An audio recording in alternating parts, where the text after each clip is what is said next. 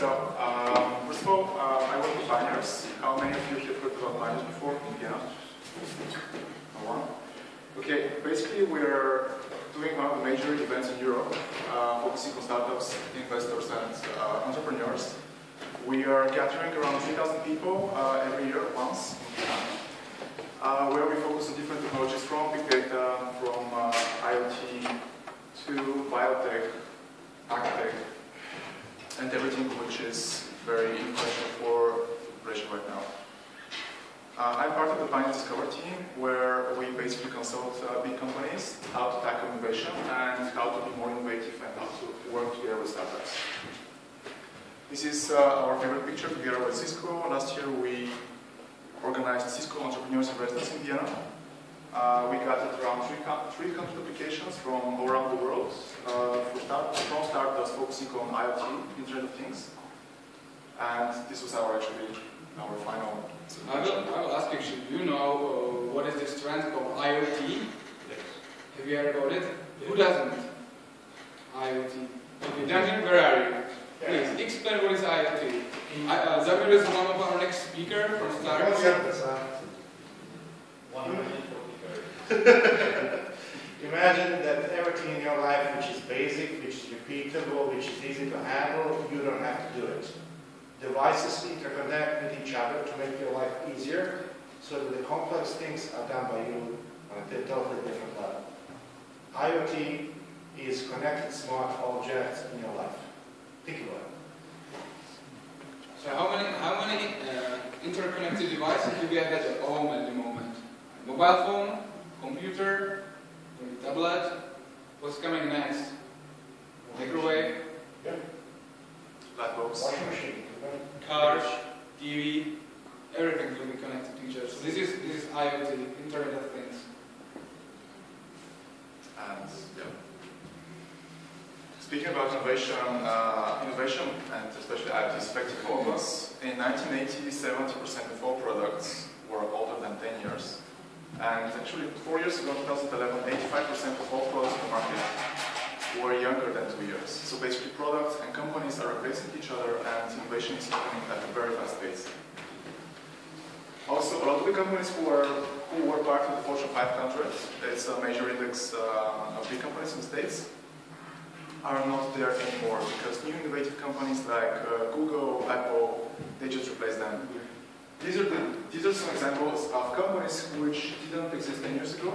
Airbnb, Palantir, Dropbox, Uber, they're all tackling different industries. Airbnb is disrupting the hotel industry, Uber is disrupting the taxi industry. And why actually startups matter is because all of these companies are now worth more than $1 billion. As you can see, this is the so-called graph of the $1 billion startup club. It's basically companies where private investors have invested more than $1 billion and which valuations of more than $1 billion. And they are very, very young. All of them are less than 6 to 10 to 7 years actually. So what we're trying to achieve is to build a bridge between the corporates and the startups, because we know that the corporations are afraid that they're going to lose their business and startups are going to get their revenues in the long run. Actually, what we tell to, in Vienna, what Pioneers tells to corporates is that in every garage, in every city, doesn't matter if it's a big city or a small city, there is one guy in front of computer or in front of paper thinking about an idea how to actually kill you. So there is in every city there is a lot of startups thinking how to kill the big old companies which are actually slow and not innovative as young people can be. In this sense, we own these companies, especially when we're the agricultural climate team. Here, we know Monsanto, DuPont, Bayer, they are huge corporations focusing on agriculture, and now most of us cannot imagine that these companies will not exist in a couple of years.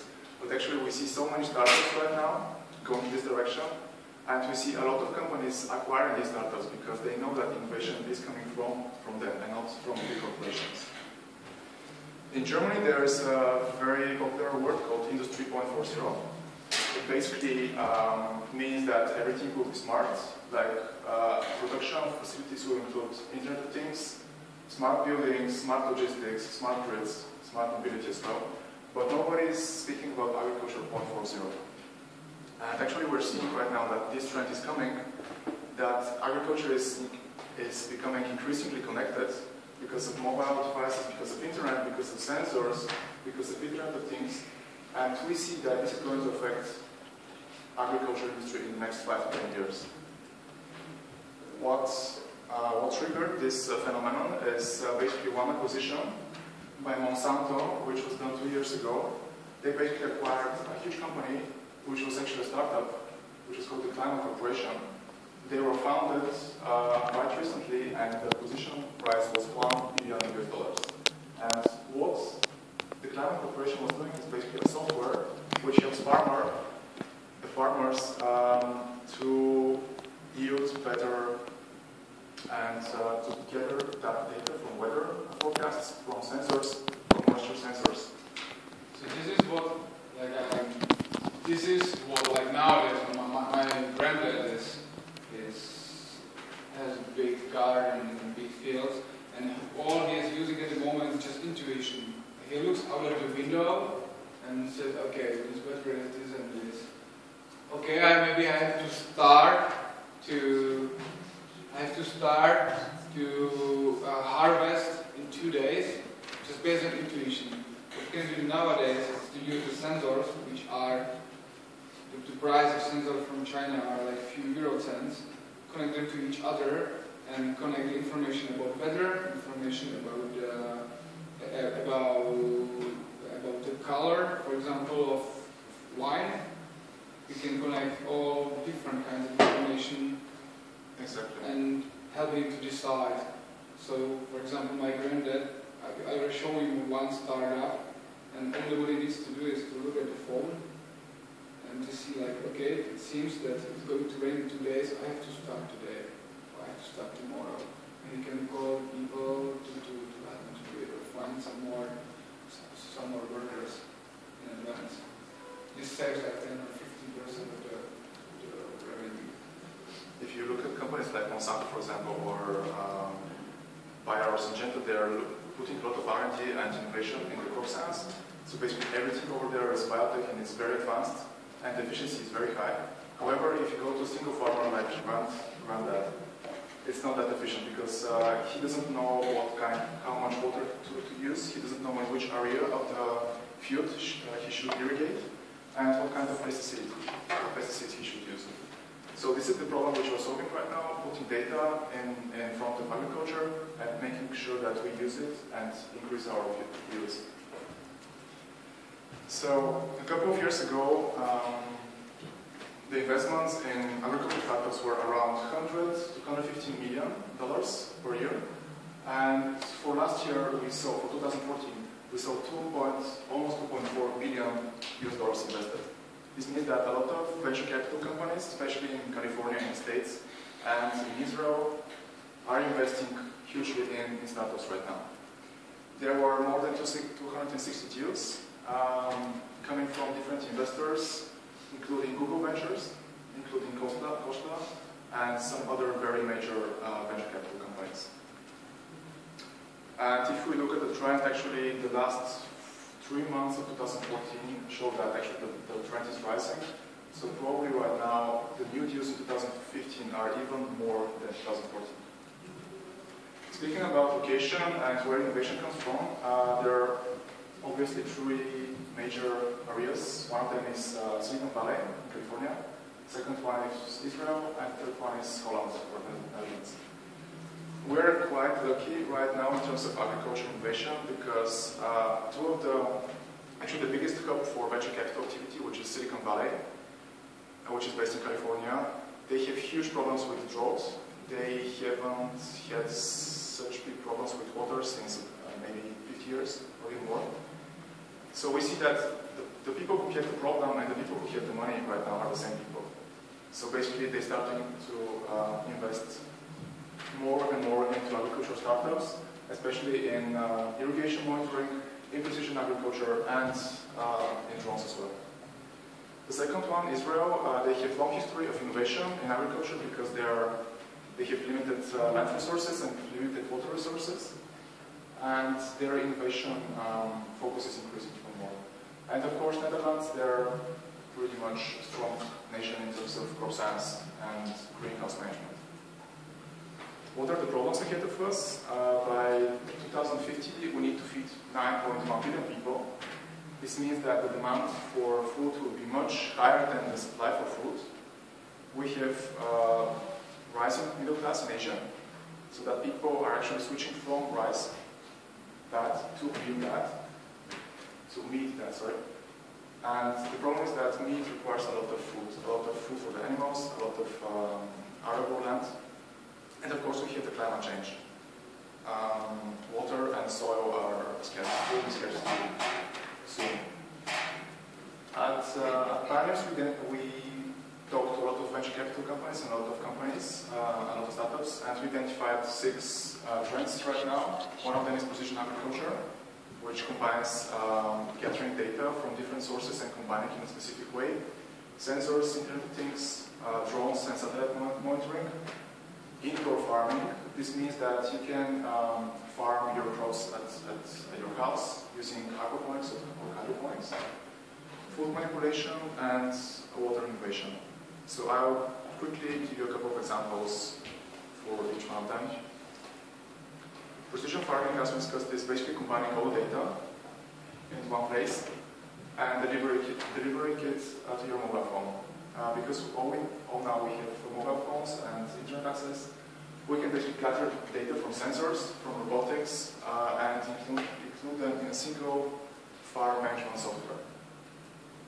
This is an example of actually from Monsanto. What they're doing right now is that they are gathering data from tractors, they're putting it in a central server, a central database, and they help farmers increase their yields. Maybe the most interesting part is, of course, drones. It's a huge topic right now. It's argued that over 90% of the use of drones is actually in agriculture. Why? Because basically drones can help you monitor everything in your field, so that you don't need to use airplanes or cameras or whatever. They can tell you more about the moisture of your farm, about the irrigation level of each part of your farm, and it's all about saving costs. So right now we're seeing huge investments in drones. Last year they were more than $200 million in the States, and this is going to increase even more. Next one is indoor farming. It's all about aquaponics and hydroponics. It means that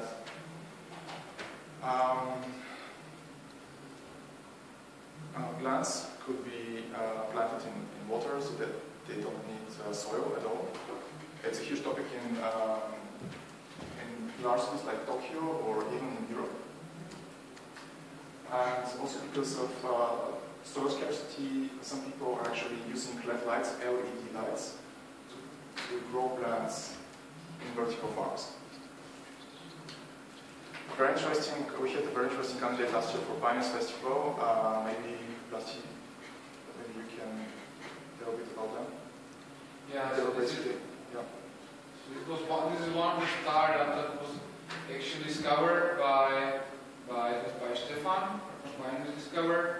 And the thing is, like, we wanted to bring them to Vienna and to let the people to taste the meat, but still to 3D print the meat. The technology is ready.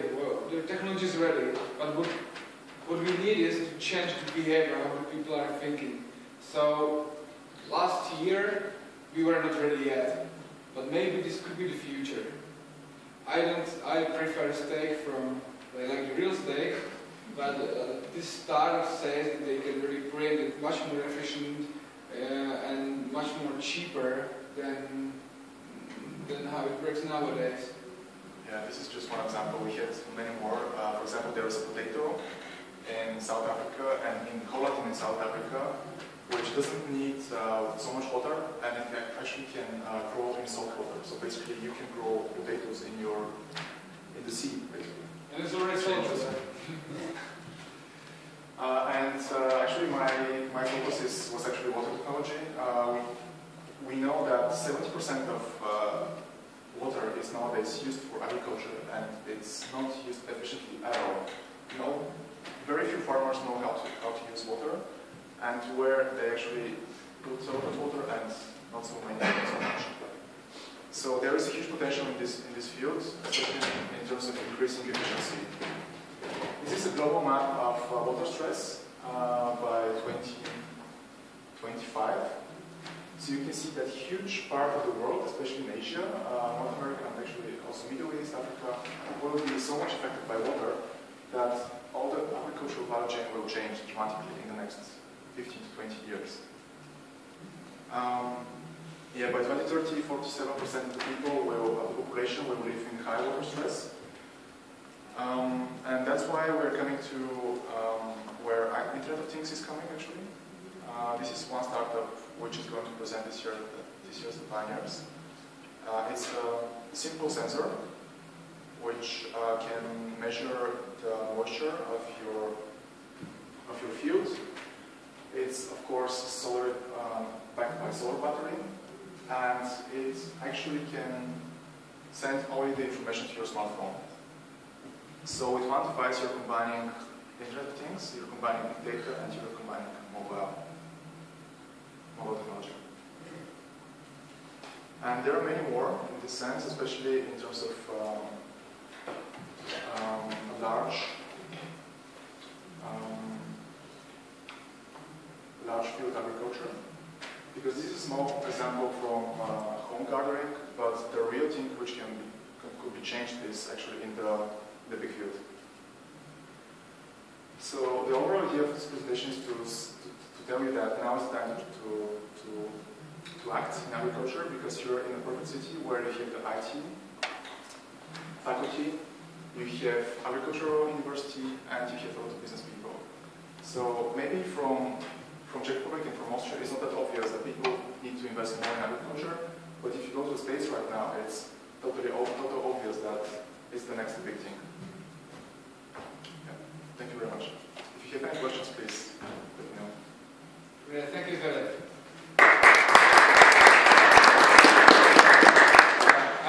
I'm very happy that Philip mentioned this message. This is actually the key message we want to share with you, that what we need are the ideas. We need is the knowledge what is actually missing on the field, or where are the problems, how to make it more efficient. Because you don't need to know how to code, because there is Target Accelerator. Actually, Dan will be the next speaker who will talk about it, and about this IoT accelerator that is launching soon. All you need is actually to have the idea and to meet the right people who will help you to do it. And I think here in Brno, this is just a great cluster. Like we have a lot of technical knowledge, we have a lot of business knowledge, we have a lot of support, also from the government, also from the city, and there is money. There is also venture capital who can find it. So, as Phil mentioned, we should act right now. Just to mention something that in Vienna we basically contact investors on a regular basis, basically almost every day, every week, and they usually come from the States or from the UK or from Germany, where the money is coming from, and they don't realize how much potential Brno has, because we know that Brno is under the radar right now because Vlastimil is in our team and he connects us to so many developers and smart people. And you need to communicate that, because people outside of Brno don't know about that yet, which is also a good sign. Yeah, because we meet investors and they tell us, like, look for innovation in beer industry, for example. No, really, like, we are for the Stiegel brewery, we are looking for innovation in the beer industry. It's really difficult to find in Austria, but we have here in Czech Republic, we have the knowledge, we have much more knowledge than in Austria. But nobody is looking for innovations, for example, in beer industry. But there is a lot to innovate. There are also some trends. And here are even some. There is, what was the name of the faculty? There is one course which is pivovarnictví, beer brewing, also winemaking. Let's think about how to make it innovative, because there is money waiting for those ideas. That's the message. Okay, thank you, Philip. Thank you very much. So now I would like to invite Damir, from StarCube, who will introduce you. He actually already made a little introduction of what is IoT, but they are preparing something really cool. They're preparing something which is actually very different, and which is using the power of this cluster that we have here in Brno. So, Damir, welcome. If I may, just below this. Wait, I would like to let's stop. Do you think that people who have a business, they are successful? Why? Feel free, speak. Why they are successful? Is it because, I don't know, they were lucky and they earned 1 million overnight or 10 million, it doesn't matter. Is it good? Sorry, I didn't hear you, the question. Do you think that people who are successful now, that they are just, I don't know, the apple has fallen from the tree and then suddenly they have a 1 million in their pocket? What do you think is the key to their success? Idea. Sorry? Idea. Ideal. Idea. Well, I have an idea, but I cannot make money out of it. So, what's the next step? Is it luck? Maybe, yeah. It has a luck factor. What's the most common thing that anyone will tell you if you have, let's say, if you are a good sportsman, and you have really, you have a great talent for football, basketball, doesn't matter. What do you still need? Exactly. And? Perfect. Why? Because when you start your company, for the first year, I believe you will cry a lot. By the third year, you will learn how is it not to sleep. And after the 5th year, when you finally get your company running, you know what you will say to yourself? I can go to vacation. At least 5 days. Because that's the life of the young entrepreneur. Doesn't matter if you are 20 or 30 or 50, same rules apply. You have to work hard, very hard, and then you can even think, like imagination, that I could actually have a result. So, think about that polygon actually who is sitting over there in a green shirt. He is the magician behind the StarCube. 5 years ago, he has created this concept in Brno. That it was nothing new, but here it was practically, revelation coming from the heaven.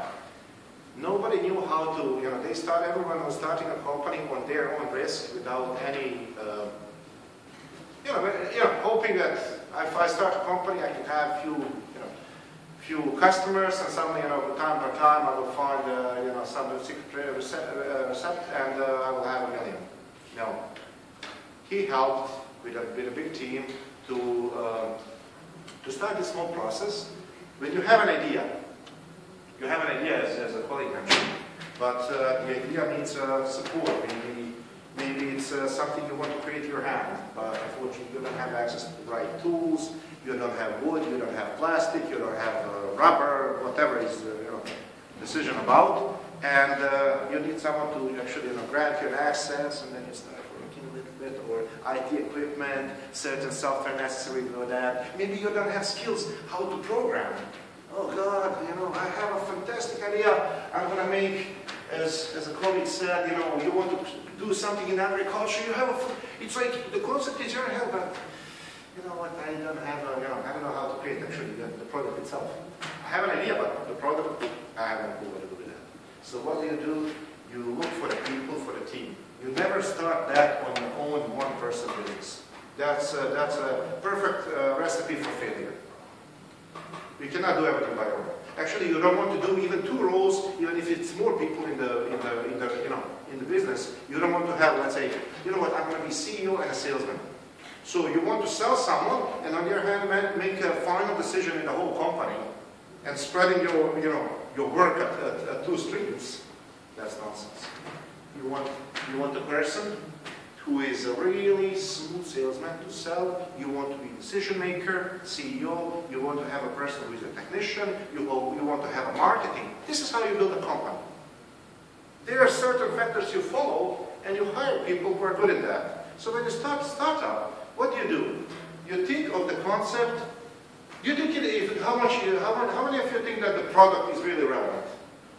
That product, the final product that you create, that it's really relevant.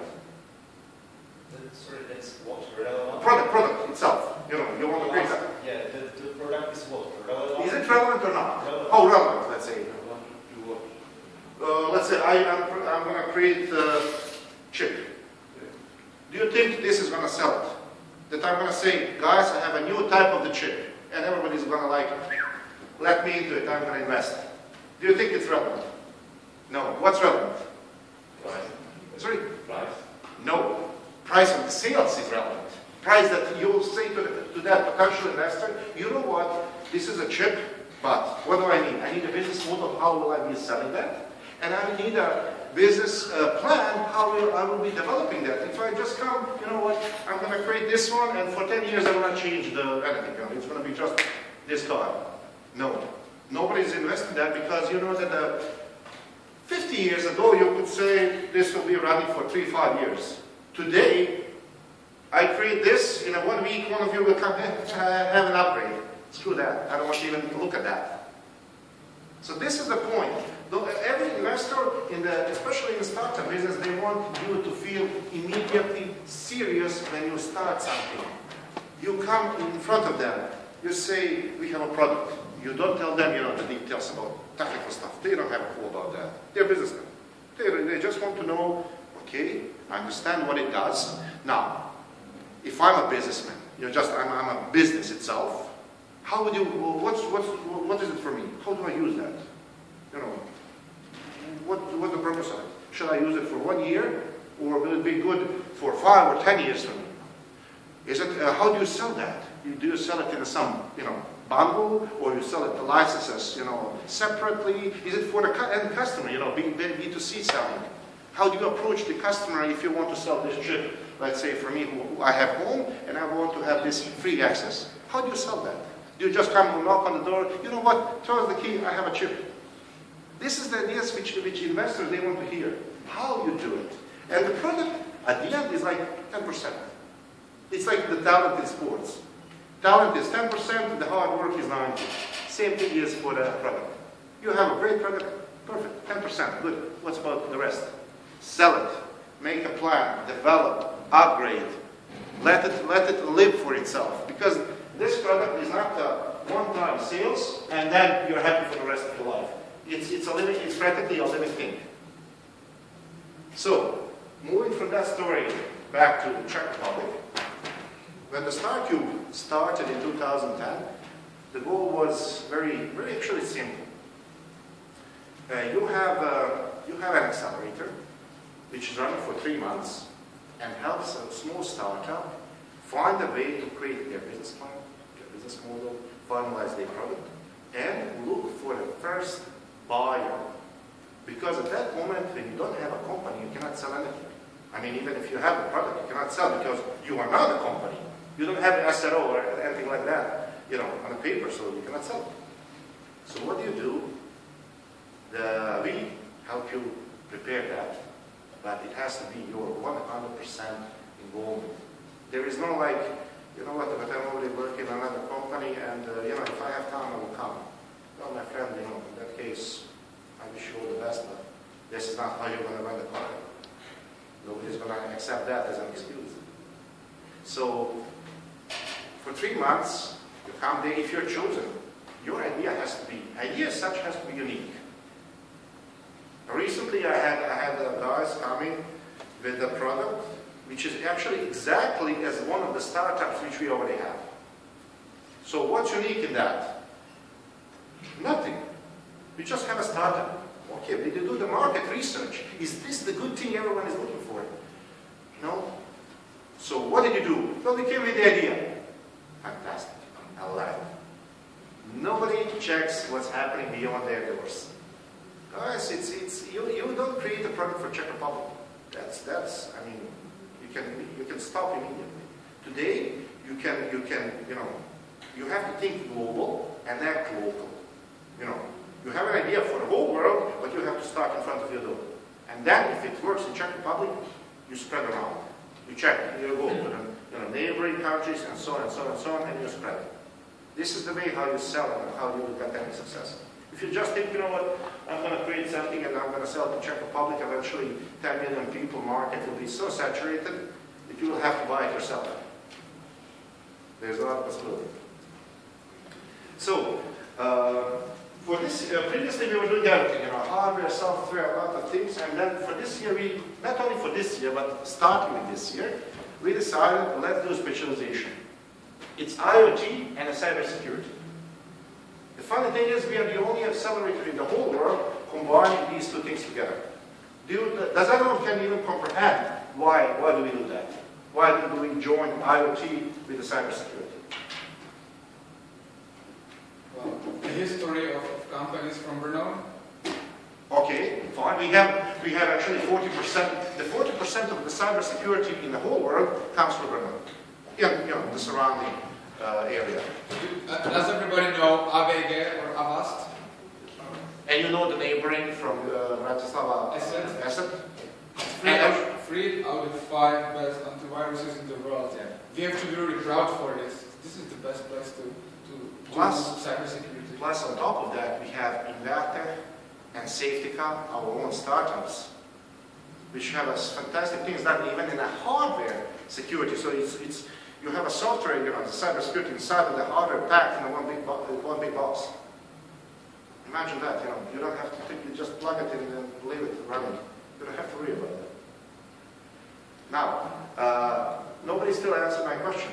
Why IoT and cybersecurity together? Because these things are communicating to each other. Exactly. And what happens if two of us speak? What can happen? Tell me. Two of us speak. What will happen?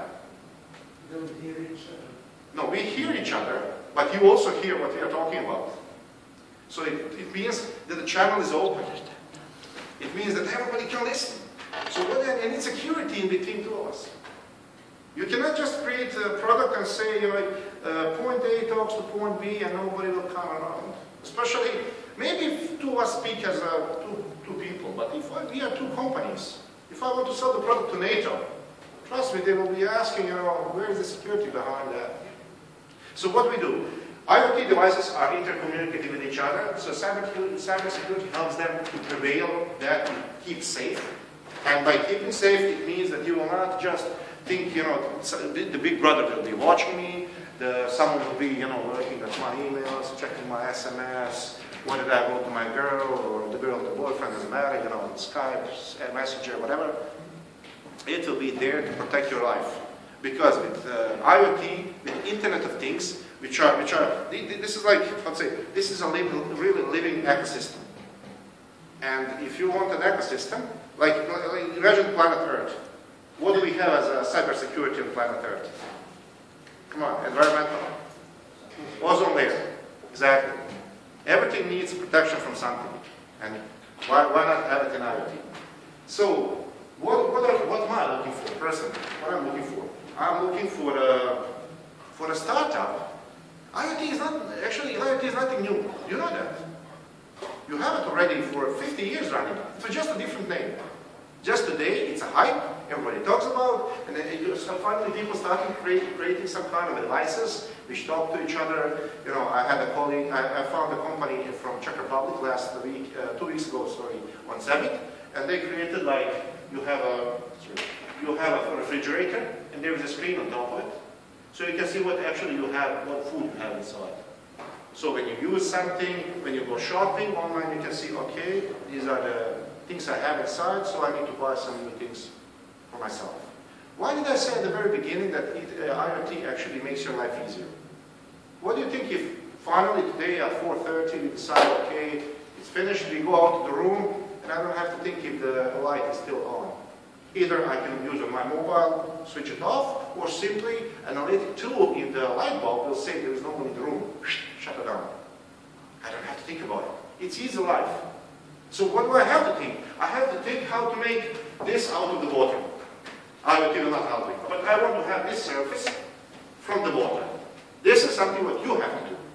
But simple things of your life. Wake up at 7 o'clock, based on my alarm, the coffee is already cooking, there is a hot water in my boiler so I can take a shower. Maybe the washing machine will start, we already finished work because it started at 4 o'clock. Doesn't matter. These simple things, it's IoT is nothing special. It's like, wow, suddenly it will change the world. No, it will just make my life easier. And the colleague that he was talking about agriculture, I've been on site, I've seen a tractor, huge one, I don't know who's the producer, I really forgot, that actually his grandfather, when he gets, accustomed with the IT, he can sit easily in his house, and it's raining like hell outside. He can everything control from that remote location. He can even, he can do whatever he wants. And even the tractor itself, it's running on electricity. It's not standard, oil. It's electricity. So it saves life, as an environmental, and actually helps produce more with creating new crops.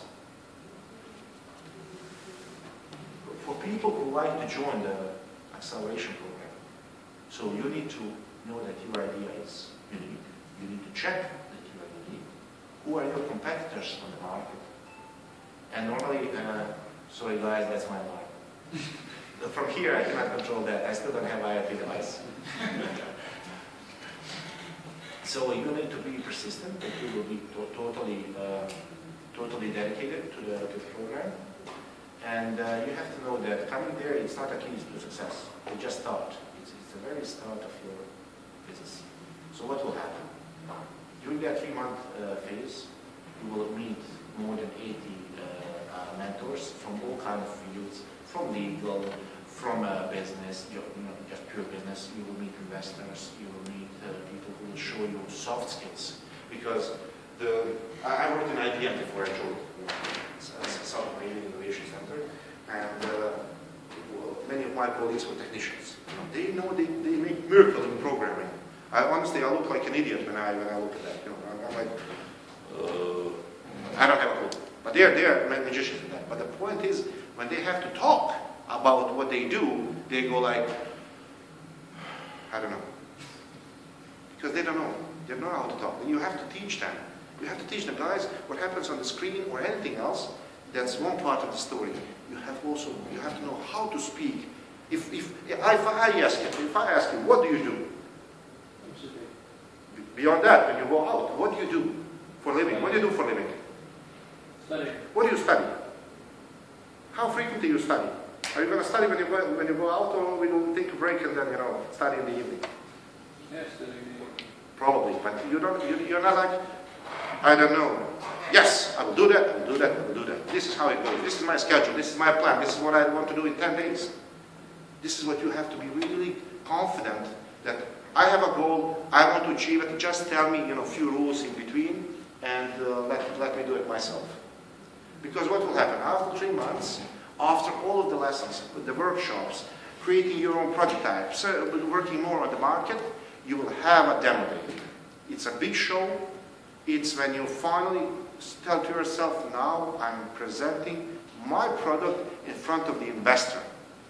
Do I really want to have someone invest in my product, in myself, in my team, and start a company out of it? And you have to be really ready for it. There is no, sorry, can you repeat that? No. One time only, that's it. And again, not even that is a key to success. You don't stop at that acceleration program. What do you do? You finish that, you then take a break, a few days, cool down. Okay, so what's the next step? Do I want to continue? Yes, you want to continue. But you don't go anymore with the startup itself. You move forward. We have teams who are working after post-acceleration, who help you develop your business, find a new market to sell your product, to help you more to create the internal processes, because no company in the world can run wildly. You have processes and procedures, how to behave, to be compliant with the European guidance. You want to get certified, so you can go, for instance, to the Chinese market, which has a horrible rules. I mean, this is insane. It's easier to go to US than to China. There is a lot of work behind it. And then normally, the more you grow, the more you will get to know more. And in then, let's say 10 years, your business was running fine, and then you see, I have everything, it's running, but for some reason the sales is not doing good. You again can come to us because you're a public company. We don't earn money anymore. We don't do that. We do it because the city of Brno, the South Moravian region, and 4 universities, including this one, they want to improve the lifestyle here, business life. They want to improve. They want to increase the potential for a new potential, increase potential for possibilities for more investors to come here and the bigger companies. Because you cannot only rely on a startup that's on one level. You also want big companies. You want to make an ecosystem that works within the whole region. And for that, I have some more, let's say, surprises, but this is nothing for today. This is simply one of the things which you will see in the near future if you decide to work with us. And for that reason, I'm not going to ask you whether you like the business or not. I would like to invite you to follow us on a web page, www.gic.cz, and in the calendar you will see a lot of events about education, everything related to business. There's a lot of things which we cover, and there are a lot of experts in the field who can help you at least. Maybe you're still not ready to start a company, but you need a further input, someone to tell you some more, to teach you more, and and even if you have an idea of something that we didn't cover, feel free to tell us. We will do our best to achieve that. Thank you.